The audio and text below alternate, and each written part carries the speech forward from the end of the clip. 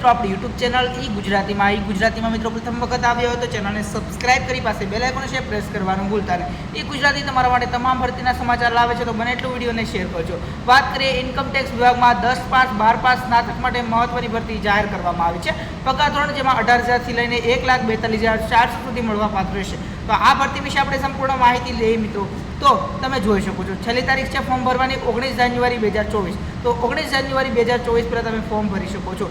રોજગારીનો પ્રકાર જોઈએ તો નોકરી એ પૂર્ણ સમય એટલે કે ફૂલ ટાઈમની નોકરી છે તો જરૂરથી તમે આમાં અરજી કરશો મિત્રો। ખાલી જગ્યા 291 જેટલી ખાલી જગ્યા છે તો વહેલી તકે અરજી કરવાનું ભૂલતા નહીં મિત્રો। વાત કરીએ શૈક્ષણિક લાયકાત તો વિવિધ જગ્યાઓ માટે શૈક્ષણિક લાયકાત અલગ અલગ છે જે તમે જોઈ શકો છો મિત્રો।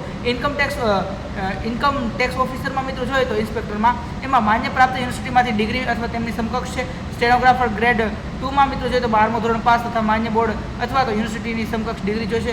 કર સહાયકમાં મિત્રો માન્ય યુનિવર્સિટી સમકક્ષ ડિગ્રી જોઈશે। તેમજ મલ્ટીટાસ્કિંગમાં જોઈશે મેટ્રિક અથવા તેની સમકક્ષ ડિગ્રી। તેમજ કેન્ટીન એટેન્ડન્સમાં મિત્રો મેટ્રિક અથવા તો તેની સમકક્ષ હશે તે જોઈશે મિત્રો।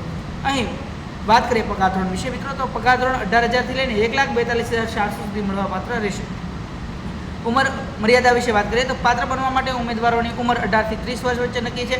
તેમજ આરક્ષિત કેટેગરીના ઉમેદવારોને વયમર્યાદામાં છૂટછાટ મળવાપાત્ર રહેશે। પસંદગીની પ્રક્રિયા વિશે વાત કરીએ તો પસંદગીની પ્રક્રિયા વિશે સંપૂર્ણ માહિતી તમારે સત્તાવાર વેબસાઇટ પર જોવાનું છે। અહીં અરજી ફી વિશે વાત કરીએ તો બધા ઉમેદવારો માટે અરજી ફી 200 રૂપિયા રાખી છે જે ઓનલાઈન ચૂકવણી કરવાની છે। અરજી કેવી રીતે કરવાની છે? અરજી ઓનલાઈન સબમિટ કરવાની છે।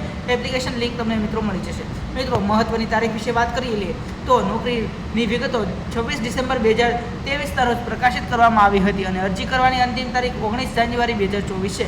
તો કૃપા કરીને તમે સંપૂર્ણ જે ઓફિશિયલ વેબસાઇટ છે ઇન્કમ ટેક્સની ત્યાં જઈને માહિતી મેળવી શકો છો। સૂચના ડાઉનલોડ કરો, લાયકાત પ્રમાણે જો કે તમે તેમાં એલિજિબલ છો કે નહીં પછી તમે અરજી કરી શકો છો। આવી તમામ ભરતીના સમાચાર માટે તમે અમારી ચેનલ ગુજરાતીને સબસ્ક્રાઇબ કરવાનું ભૂલતા નહીં।